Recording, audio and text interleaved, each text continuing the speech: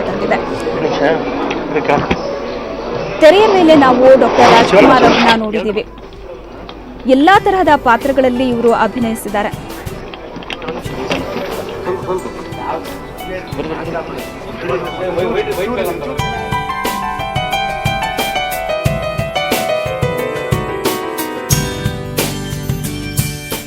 ಈ ಸಮಾರಂಭಕ್ಕೆ ಅನೇಕ ಗಣ್ಯರು ಆಗಮಿಸ್ತಾ ಇದ್ದಾರೆ. ನಟ ನಟಿಯರು ಈಗಾಗಲೇ ಉಪಸ್ಥಿತರಿದ್ದಾರೆ. ಹಾಗೆಯೇ ಈ ಒಂದು ಪುಸ್ತಕ ಬಿಡುಗಡೆ ಇನ್ನು ಕೆಲವೇ ಕ್ಷಣಗಳಲ್ಲಿ ನೆರವೇರಲಿದೆ. ಇದರ ನೇರ ಪ್ರಸಾರವನ್ನ ನೋಡೋಣ ಒಂದು ಚಿಕ್ಕ ವಿರಾಮದ ನಂತರ.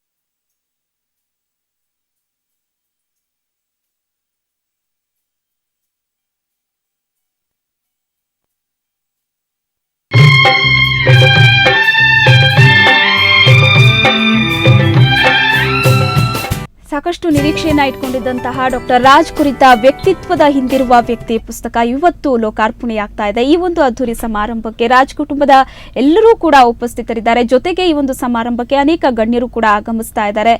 ಶಿವರಾಜ್ ಕುಮಾರ್ ಅವರು ಆಗಿರ್ಬೋದು, ರಾಘವೇಂದ್ರ ರಾಜ್ಕುಮಾರ್ ಆಗಿರ್ಬೋದು, ಪಾರ್ವತಮ್ಮ ರಾಜ್ಕುಮಾರ್, ತಾರಾ, ಹೀಗೇನೆ ಹಲವಾರು ಗಣ್ಯರು ಈ ಕಾರ್ಯಕ್ರಮದಲ್ಲಿ ಈಗಾಗಲೇ ಇದ್ದಾರೆ. ಇನ್ನು ಹಲವಾರು ಗಣ್ಯರು ಆಗಮಿಸಬೇಕಿದೆ.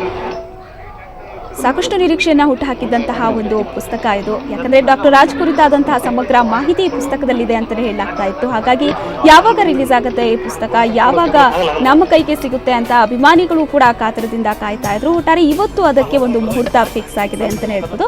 ಅಣ್ಣ ಅವರ ಜೀವನದ ಕುರಿತಾದಂತಹ ಪುಸ್ತಕ ಇದು. ರಾಜ್ ಕುಟುಂಬದಿಂದ ಹೊರಬರ್ತಾ ಇರುವಂತಹ ಮೊಟ್ಟ ಮೊದಲ ಪುಸ್ತಕ.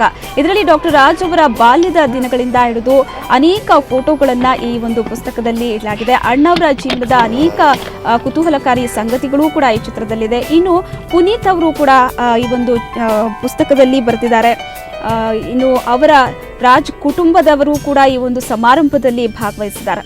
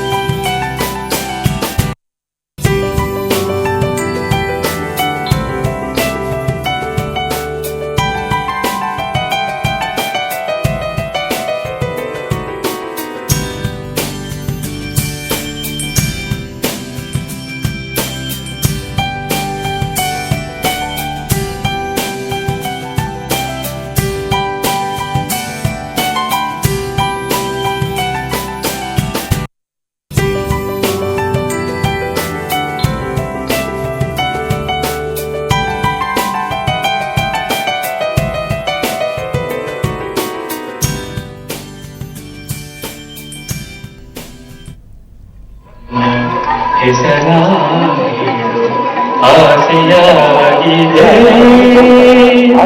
ಸಾಕು ಎಂಬ ಮಾತು ಮರೆತು ಮನವು ನಿನ್ನ ಸೇರಿ ಸ್ಮರಿಸಿದೆ ಸಾಕು ಎಂಬ ಮಾತು ಮರೆತು ಮನವು ನಿನ್ನ ಸೇರಿದೆ ಚರಣ ಕಮಲ ಸ್ಮರಿಸಿದೆ ದುಂಬಿಯಾಗಿ ಹಾಡಿದೆ ದುಂಬಿಯಾಗಿ ಹಾಡಿದೆ ಜೇನಿಗಿಂತ ಸಿಹಿಯು ನಿನ್ನ ನಾಮದಲ್ಲಿ ತುಂಬಿದೆ ಜೇನಿಗಿಂತ ಸಿಹಿಯು ನಿನ್ನ ನಾಮದಲ್ಲಿ ತುಂಬಿದೆ ನುಡಿಯೇ ಮಾತು ಸಾಲದು ಮನವು ತುಂಬಿ ನಲಿಯುವುದು ಮನವು ತುಂಬಿ ನಲಿಯುವುದು ಏನು ಯಾವ ಮೋಹ ಯಾವ ಮೋಹ ತಿಳಿಯಲಾಗಿದೆ ಸ್ವಾಮಿಯದು ನಿನ್ನ ಹೆಸರಾಗಿ ಆಸೆಯಾಗಿದೆ ಬೆಳದಿಂಗಳ ಮಳೆಯಲ್ಲಿ ನಡೆವ ಹಾಗೆ ನನ್ನಲೇ ಬೆಳದಿಂಗಳ ಮಳೆಯಲ್ಲಿ ನಡೆವ ಹಾಗೆ ನನ್ನಲಿ ಏನೋ ಮಧುರ ಭಾವನೆ ಏನೋ ಕಂಡ ಕಲ್ಪನೆ ಏನೋ ಕಂಡ ಕಲ್ಪನೆ ಗಾಳಿಗಿಂತ ಹಗುರವಾಗಿ ದೂರದಲ್ಲಿ ಹೋಗುವೆ ಗಾಳಿಗಿಂತ ಹಗುರವಾಗಿ ದೂರದಲ್ಲಿ ಹೋಗಿದೆ ಬೆಳಕಿನಲ್ಲಿ ಬೆರೆಯುವೆ ನಿನ್ನ ನಾಗ ಕಾಣುವೆ ನಿನ್ನ ನಾಗ ಕಾಣುವೆ ಏನು ದಾಹ ಯಾವ ಮೋಹ ಏನು ದಾಹ ಯಾವ ಮೋಹ ತಿಳಿಯಲಾಗಿದೆ ಸ್ವಾಮಿ ಇನ್ನು ನಿನ್ನ ಹೆಸರಾಗಿ ಆಸೆಯಾಗಿದೆ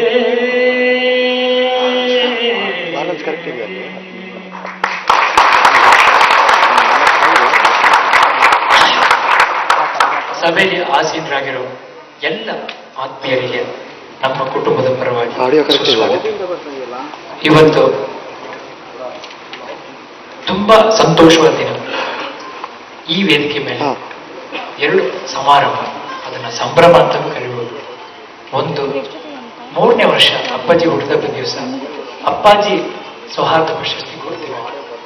2ನೇ ಕಾರ್ಯಕ್ರಮ ಬಂದ್ಬಿಟ್ಟು ತುಂಬಾ ನಿರೀಕ್ಷೆ ಇಟ್ಕೊಂಡಿರೋ ಪುಸ್ತಕ ಅಪ್ಪು ಅವರು ಬರೆದಿದ್ದು ವ್ಯಕ್ತಿತ್ವದ ಹಿಂದಿರುವ ವ್ಯಕ್ತಿ, ಅಪ್ಪಾಜಿ ಪುಸ್ತಕದ ಬಿಡುಗಡೆ.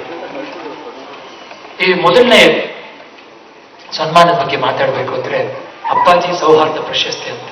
ಈ ಹೆಸರನ್ನ ಕೊಟ್ಟವರು ರಘು ಅಂತ, ಅವರು ತಂದೆಯವರು ಕೊಟ್ಟಿದ್ದು ಸೌಹಾರ್ದ ಪ್ರಶಸ್ತಿ. ಸೊ ಈ ಪ್ರಶಸ್ತಿನ ನಮ್ಮ ತಾಯಿಯವ್ರು ಯಾವಾಗ್ಲೂ ಒಂದು 10 ಜನನ ಹೆಸರು ಹಾಕೊಂಡು ಯಾವತ್ತೂ ಸೆಲೆಕ್ಟ್ ಮಾಡಲ್ಲ. ಅವರು ಮನಸ್ಸಲ್ಲಿ ಬರುತ್ತೆ ಇಂಥವ್ರಿಗೆ ಇಂಥವ್ರು ಕೊಟ್ಬಿಡಿ ಅಂತ. ಇದು 3ನೇ ವರ್ಷ ಮಾಡ್ತೀವಿ. 1ನೇ ವರ್ಷ ನಾವು ಭಗವಾನ್ ಅವ್ರಿಗೆ, ಶಿವರಾಮ್ ಅವ್ರಿಗೆ, ಶಾಂತಮ್ಮ ಅವ್ರಿಗೆ, ಆಮೇಲೆ 2ನೇ ವರ್ಷ ಯಾವ್ದು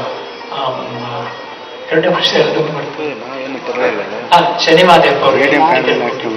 ಈ ವರ್ಷ ಅಮ್ಮ PB ಶ್ರೀನಿವಾಸ್ ಅವ್ರು ಕೊಡ್ಬೇಕಂತ ತುಂಬಾ ಆಸೆ ಪಡ್ತಾರೆ. ಅಣ್ಣ ಆಯ್ಕೆ ರಾಮದಿಂದ ಆ ಕಾಲದಿಂದ ನಮ್ಮ ತಂದೆನ ಜೊತೆಗೆ ಕೆಲಸ ಮಾಡ್ಕೊಂಡ್ ಬಂದವರು. ಹಾಗೂ ದತ್ತು ಅವರು. ಸೊ ಇವತ್ತು ಡಿಸೈಡ್ ಮಾಡಿ ಆ 3 ಜನ ಕೊಡಬೇಕು. ಇವತ್ತು ಈ 2 ಕಾರ್ಯಕ್ರಮ ಒಟ್ಟಿಗೆ ಆಗ್ಬೇಕು. ಆಕ್ಚುಲಿ 24ನೇ ತಾರೀಕೆ ಮಾಡ್ತಿದ್ವಿ ನಾವು ಇದನ್ನ. ಸೊ 2 ಕಾರ್ಯಕ್ರಮ ಒಟ್ಟಿಗೆ ಹಾಕೊಳ್ಳುತ್ತೆ ಇವತ್ತು. ಮೊದಲನೇದಾಗಿ PB ಬಗ್ಗೆ ಎಷ್ಟು ಹೇಳಿದ್ರು ಸಾಧ್ಯ. ಯಾಕಂದ್ರೆ ನಮ್ಮ ತಂದೆಯವರು ಯಾವಾಗಲೂ ಒಂದು ಮಾತಿರ್ತಾರೆ, PB ಶ್ರೀನಿವಾಸ್ ಅವರು ಬರ್ಬೇಕಾದ್ರೆ ಯಾವಾಗಲೂ ಹೇಳ್ತಾರಂತೆ, ಶರೀರ ಇಲ್ಲಿದೆ, ಶಾರೀರ ಅಲ್ಲಿ ಬರ್ತಾ ಇದೆ ಅಂತ ಹೇಳೋರಂತೆ. ನನ್ನ ತಂದೆಯವರು ಯಾವಾಗ ಹೇಳೋದು ನನಗೆ ಹಾಡುಗಳು ಇಷ್ಟ ಆಗ್ತಿಲ್ಲ ನನ್ನ ದೇವರು ಕಳಿಸಿರೋದು ಬಂದ್ಬಿಟ್ಟು ಇನ್ನೊಬ್ಬರು ಪ್ರೊಫೆಷನ್ ತಗೊಂಡಂಗಾಗುತ್ತಲ್ಲ. ಅವ್ರು ಊರ್ಲಿ ಇಲ್ದೇ ಇರೋ ಕಾರಣದಿಂದ JK ವೆಂಕಟೇಶ್ ಇಲ್ಲ ನೀವು ಹಾಡ್ಬಿಡಿ ಯಾರೇ ಹೋಗಾಡಲಿ ಅಂತ. ನೋಡಿ, ಇಬ್ರು ಮಹನೀಯ ವ್ಯಕ್ತಿ ಬಗ್ಗೆ ಹೇಳಬೇಕು ಅಂದ್ರೆ ಅವ್ರಿಗೆ ಅದು ಇಷ್ಟ ಆಗಿಲ್ಲ ಅಂತೆ. ಅವ್ರ ವಾಯ್ಸ್ ಚೇಂಜ್ ಮಾಡೋದು ಬೇಡ, ನನಗೆ ಅಂತ ಅನ್ಕೊಂಡ್ಬಿಟ್ಟಿದೆ ಸಾಕು ಅಂತ. ಆದ್ರೆ ಅವರು ಆ ವಾಯ್ಸ್ ಕೇಳ್ಬಿಟ್ಟು ಈ ಮನುಷ್ಯ ಇಂಥ ಒಂದು ವಿದ್ವತ್ ಇಟ್ಕೊಂಡು ನನ್ನ ಇಷ್ಟು ದಿವಸ ಹಾಡಕ್ ಬಿಟ್ಟಿಲ್ಲ ಅವ್ರು ಕರೀತು ಅಂತ. ಸೊ ಅವ್ರಿಗೆ ನಾವು ಇಲ್ಲಿ ಸನ್ಮಾನ ಮಾಡ್ತಿರೋದು ಅವ್ರಿಗೆ ದೊಡ್ಡ ವಿಷಯ, ಅವ್ರಿಗೆ ಬೇಕಾದಷ್ಟು ನಮಗಂತೂ ನಾವು ಧನ್ಯರಾಗ್ತೀವಿ. ಅವ್ರನ್ನ ಕರೆದಿ ಅವ್ರನ್ನ ಸನ್ಮಾನ ಮಾಡೋಂಥ ಅವಕಾಶ ನಮಗೆ ಕೊಟ್ಟಿದ್ದಕ್ಕೆ ನಾವು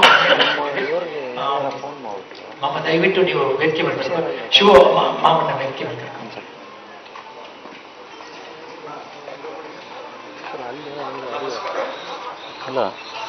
ನಮಸ್ಕಾರ. Doctor PB Srinivas. Doctor PB Srinivas ಅವರು ದಕ್ಷಿಣ ಭಾರತದ ಪ್ರಸಿದ್ಧ ಚಲನಚಿತ್ರ ಗಾಯಕರೆಂದು ಪ್ರತ್ಯೇಕವಾಗಿ ಹೇಳಬೇಕಾಗಿದೆ. ಇವರು ಸಂಗೀತ ಮತ್ತು ಕಲೆಯನ್ನು ಎಷ್ಟು ಗೌರವಿಸುತ್ತಾರೆ ಎಂದರೆ, ನಿಮ್ಮ ಮಾತೃಭಾಷೆ ಯಾವುದು ಎಂದು ಕೇಳಿದರೆ ಕಲೆಯೇ ನನ್ನ ಮಾತೃಭಾಷೆ ಎನ್ನುತ್ತಾರೆ. ನಿರ್ದಿಷ್ಟವಾಗಿ ಹೇಳಿ ಎಂದರೆ ನನ್ನ ಮಾತೃಭಾಷೆ ಸಂಗೀತ ಎನ್ನುತ್ತಾರೆ. ಕಲೆಗಳು ಭಾಷಾತೀತ ಮೌಲ್ಯವನ್ನು ಪಡೆದಿವೆ ಎಂಬುದನ್ನು PB ಶ್ರೀನಿವಾಸ್ ಅವರು ತಮ್ಮ ಈ ಮಾತುಗಳ ಮೂಲಕ ಪ್ರತಿಪಾದಿಸುತ್ತಾ ಬಂದಿದ್ದಾರೆ. ಸಂಗೀತವೇ ತಮ್ಮ ಮಾತೃಭಾಷೆ ಎಂಬ ಅಪರೂಪದ ಪರಿಕಲ್ಪನೆಯ ಮೂಲಕ ಭಾಷೆ ಮತ್ತು ಸಂಗೀತಕ್ಕೆ ಹೊಸ ಅರ್ಥ ನೀಡಿದ PB ಶ್ರೀನಿವಾಸ್ ಅವರು ಡಾಕ್ಟರ್ ರಾಜ್ಕುಮಾರ್ ಅವರ ಅನೇಕ ಚಿತ್ರಗಳ ಪ್ರಮುಖ ಗಾಯಕರಾಗಿ ದುಡಿದಿದ್ದಾರೆ. ಡಾಕ್ಟರ್ ರಾಜ್ಕುಮಾರ್ ಅವರೇ ಹೇಳಿದಂತೆ ತಮ್ಮದು ಶರೀರ, PBS ಅವರದು ಶಾರೀರ. ಗಾಯಕರಾದ ಇವರು ಲೇಖಕರೂ ಹೌದು. 5 ಪುಸ್ತಕಗಳನ್ನು ಬರೆದಿರುವ PB ಶ್ರೀನಿವಾಸ್ ಅವರು ಈಗಲೂ ಅನೇಕ ಗೀತೆಗಳನ್ನು ರಚಿಸುವ ಗಾಯಕದಲ್ಲಿ ತೊಡಗಿದ್ದಾರೆ. ಈ ಅಪರೂಪದ ಅಪೂರ್ವ ಪ್ರತಿಭಾ ಈಗ ಡಾಕ್ಟರ್ ರಾಜ್ಕುಮಾರ್ ಸೌಹಾರ್ದ ಪ್ರಶಸ್ತಿಯ ಗೌರವ.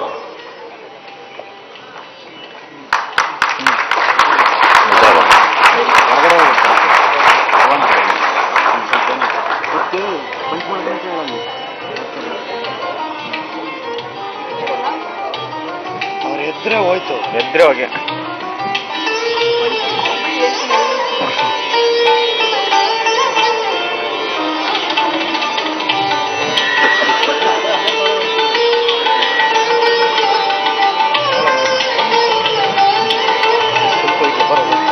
ಏನ್ ಮಾಡ್ತೀಯಪ್ಪ?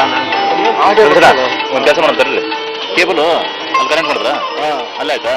ಈ ಚಾನಲ್ ಒಂದೊಂದು ಹಾಕೊಂಡಿರ್ತೀನಿ.